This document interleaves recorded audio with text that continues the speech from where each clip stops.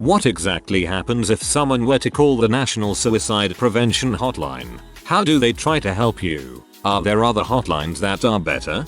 I've called once before when I was really upset about a friend situation I think and just some hard to swallow circumstances in my life. I talked to a really nice woman who sounded like she was in her 30s 40s and she listened to me as I cried and hyperventilated a little. I explained my situation. She empathized with me. And eventually I think she asked what I like to do for fun or to feel better, and so we decided I'd watch a comedy special that night after I took a shower and just focus on me for a couple hours before I went to bed. At the very end of the call she made sure I didn't want to actively hurt myself or anything and I felt a lot better. I wish I remembered her name but she helped me a lot. That is super sweet. Glad you are still here. The only time I used it was the chat feature. I hate talking on the phone. But I'm gonna be honest and say it was a bad experience for me. I was really upset because I found my now ex BF in bed with his ex and I was in a bad mental state over that. Like really bad. I hadn't been suicidal since I was a wee teen, but finding my BF in bed with someone else made me feel all of those suicidal feelings again. I had to wait for like an hour to connect with someone. And then the person was just like, oh, I have no idea what you're talking about. And then when I tried to explain further the person was just like, oh there honey, you'll be fine. That was basically my experience with using the text one too. Waited for over an hour. Then when I connected I started typing all my suicidal feelings out and the guy basically just kept responding, I can tell that you're upset, and then randomly said he had to go mayo. I called the VA suicide hotline once. It rang once or twice and a woman picked up. We talked for at least 3 hours. She was amazing. She really actually cared. Asked questions. Sympathized with me. She saved my life. I got an emergency appointment with a VA therapist that next day. At least in my case. It worked the exact way it should. The first time I called, I still remember to this day. I was in between therapist appointments and I was struggling really bad. I called and got connected to some guy, and he asked me what he could help me with. I guess I didn't think that far ahead, and after about 10 seconds I just kind of stuttered out, I don't know. And God, it must have just been the way he said it, but he just said, what's going on man, like an old pal that was ready to help. I broke down and told him everything. He talked to me like I was an equal, something I really needed at that time. Once I felt better, and like I could get through my day, I thanked him for his time and the service he was providing. He had a few questions in there that I knew he had to ask. Was I planning anything? Was I in danger? Etc. But he sprinkled them throughout. We talked for about 25 minutes. A few days later I made a small donation to the hotline. They helped me, and I want them to be there to help others.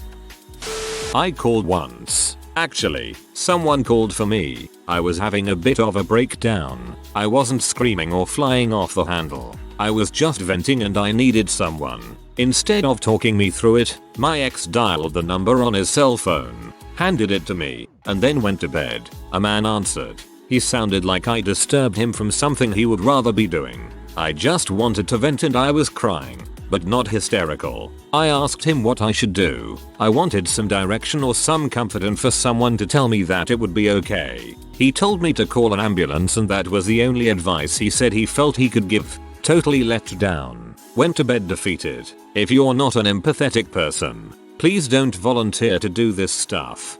I'm so sorry that happened to you.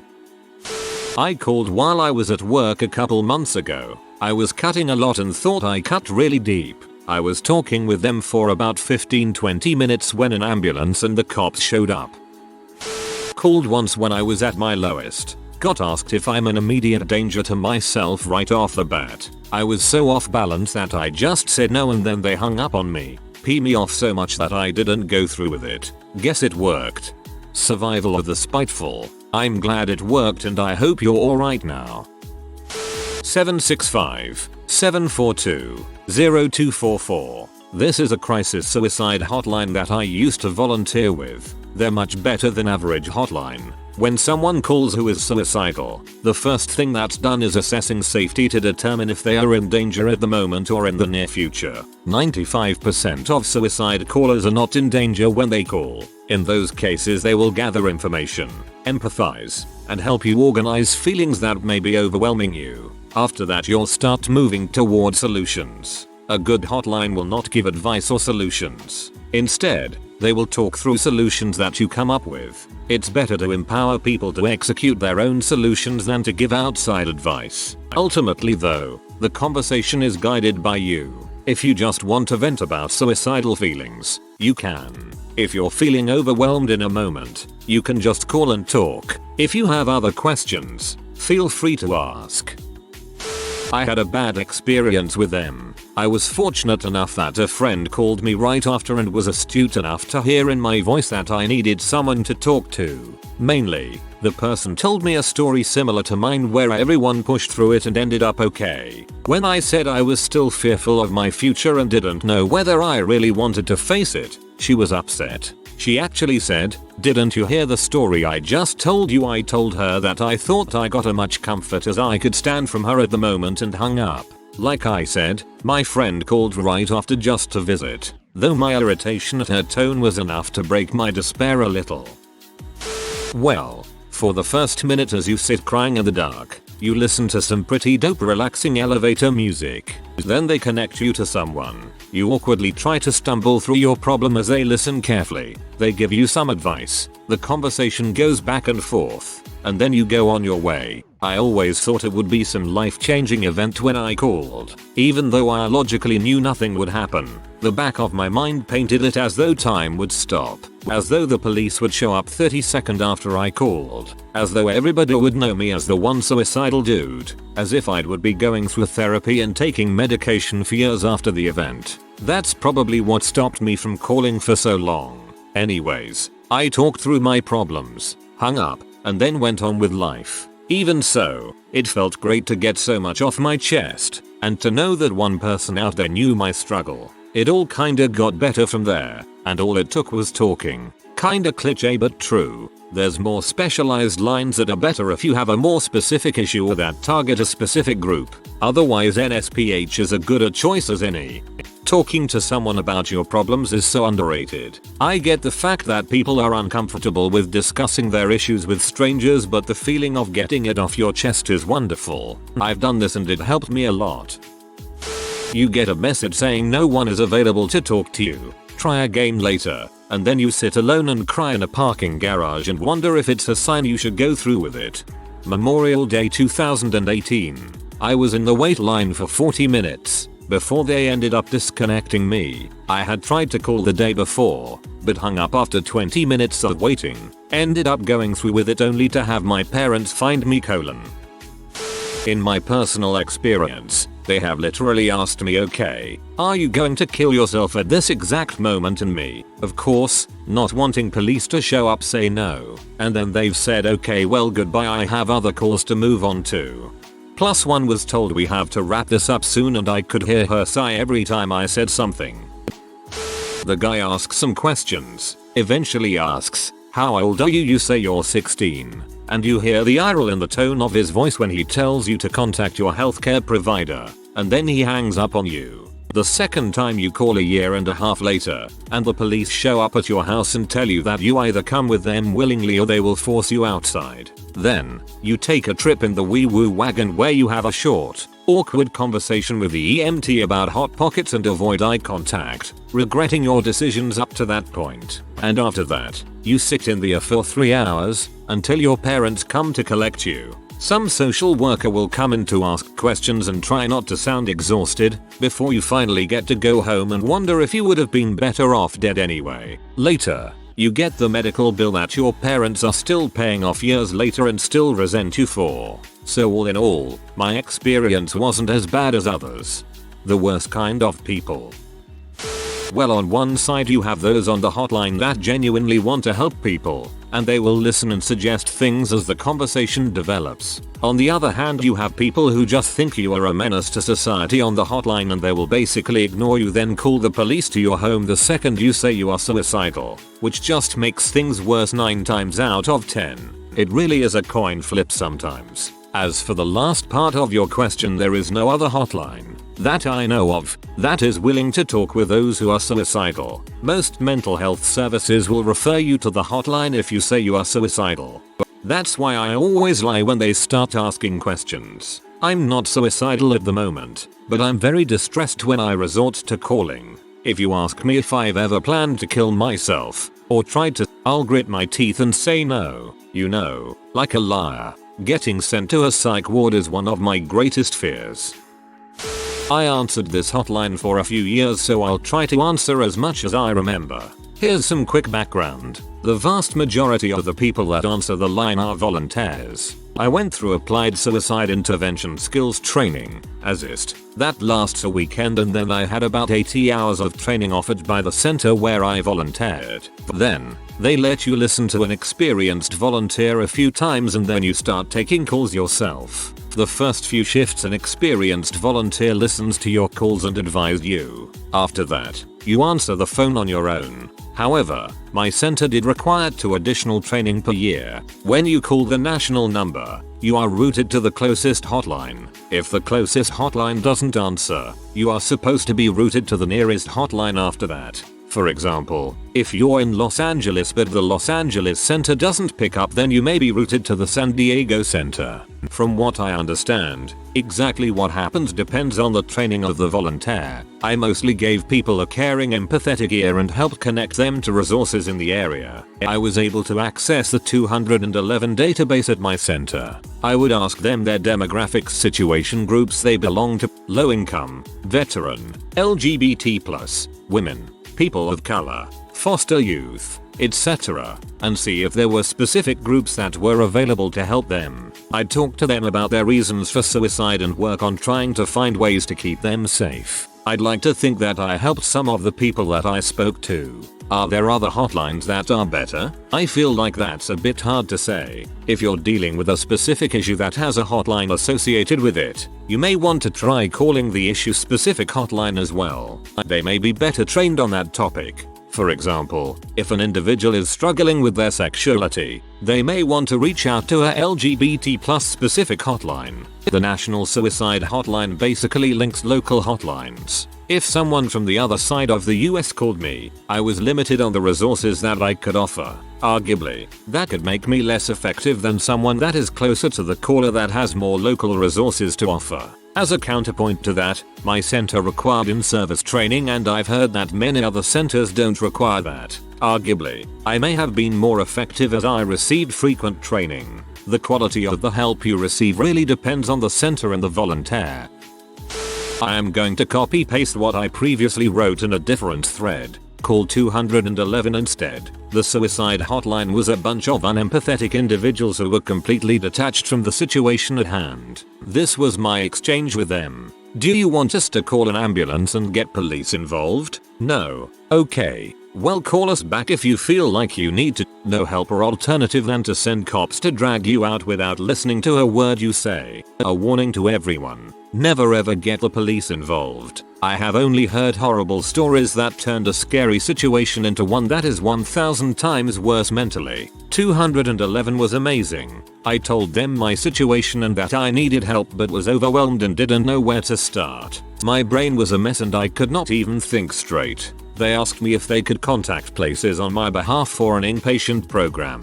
I said yes, and within minutes they had left messages for several clinics and had gotten the answer from several hospitals in the surrounding cities. Between every action they did, they reconnected to me and updated me and told me what they were doing next. So it was not like I was on hold for several minutes either, as my mind was racing.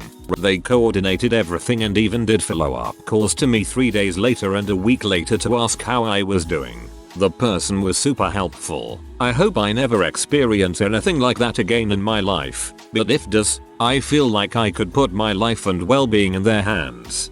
Jesus Christ, that is amazing. That's how it should be. It's really sad that it's not. A little scary actual.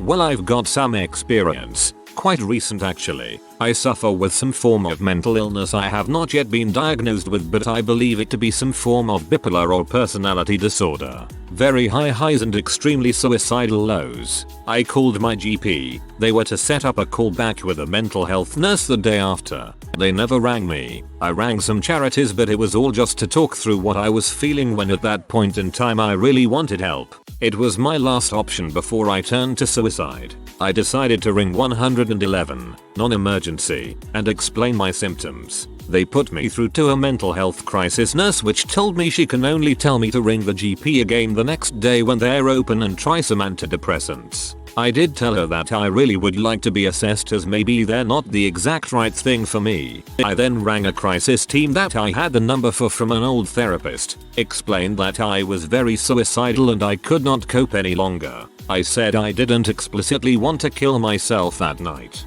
but I stressed on how if I do not get help sooner rather than later I will, because I cannot take this anymore. I need help.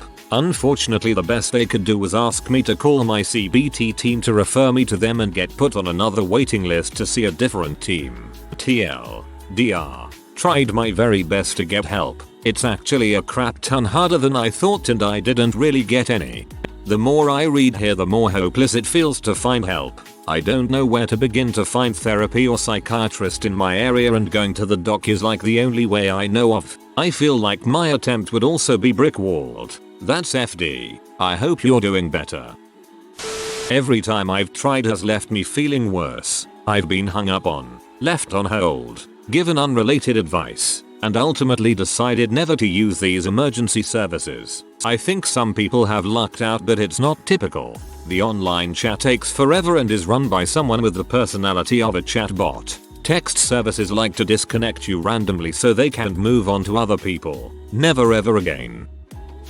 Called when I had a year-long depressive disorder, still going, the loudest tinnitus that had just started 2 months before, and diagnosed with cancer the day I phoned in. If I recall correctly, they ask you a bunch of questions and eventually tell you they have to go. I remember feeling like it was a waste of time and they didn't care. I also called some religious organization that night. Lady had such a calm voice it creeped me out. The VA mental health hotline. And finally the one that helped me the most, a private veterans line out of Philadelphia.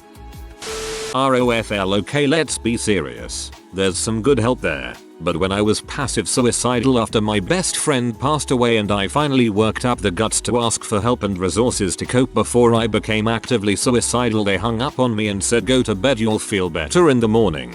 Which, spoiler alert, I did become actively suicidal, and I tried to odd a few days before my 18th birthday. So in my eyes they're a crappy organization, just like every mental health thing in America. I didn't want a room, didn't want counseling, because I knew there were people who had it worse and were actively wanting to die. I just wanted a lifeline I could pull myself out of, and that was the response I got. Was literally going to reply, depends on who gets your call. Had one lady who sounded like she was completely fed up with the job board line say, well then just do it. I guess it's okay, like our bro WTF. It's garbage. I had to go to the hospital because I tried to overdose. This was after the conversation with a lady who clearly didn't want to talk.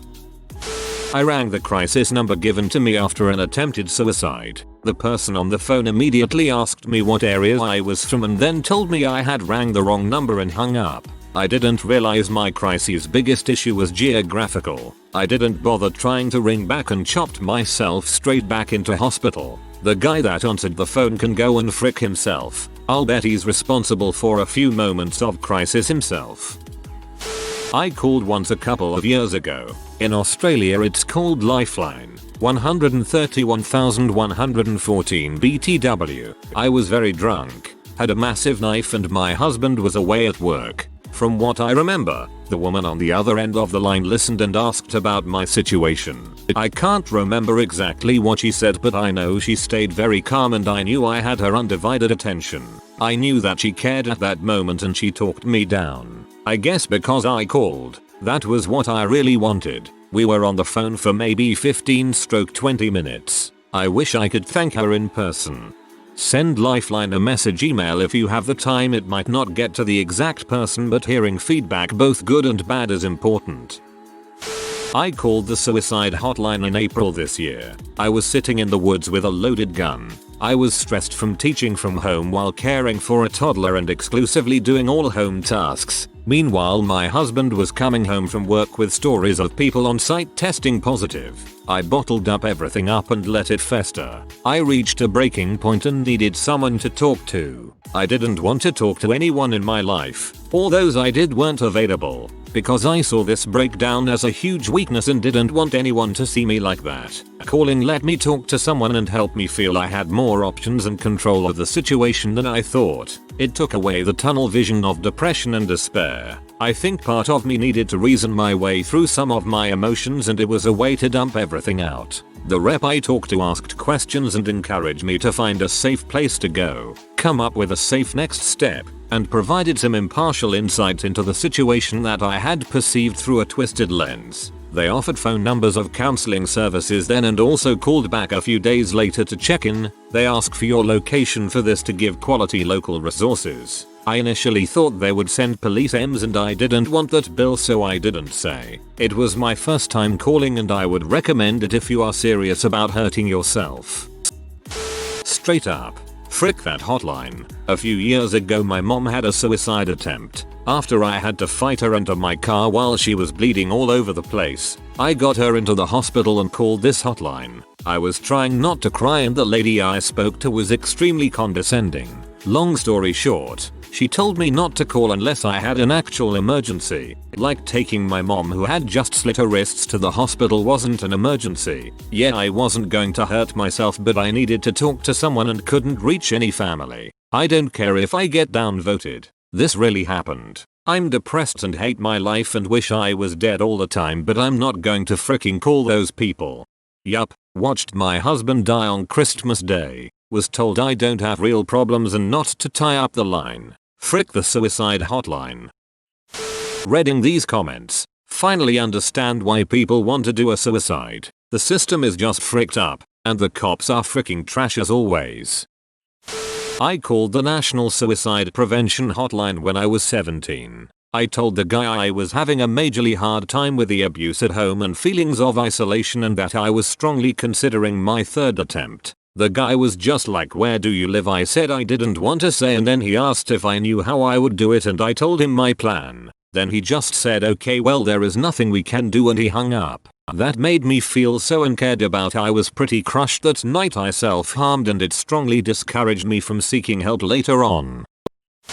Well, I called once, and the dude on the phone asked me why I was calling. So I said I am suicidal. I thought that was kinda implied, ick, and he said, "Oh, well that's not so fun." And I said, "Oh no, I guess not," and then my phone died. But I think I should be kinda glad it did, because our conversation was one of the dumbest things I ever experienced.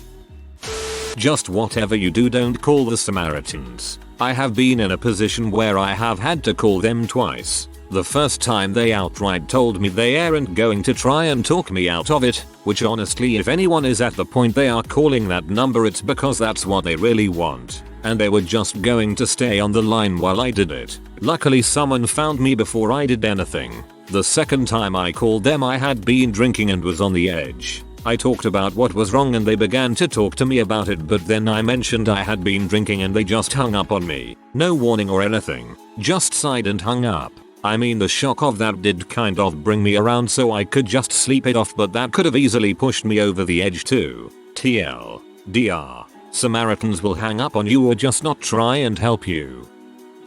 If you are new to the channel, you can subscribe. I publish new videos every day. Until then, check another video.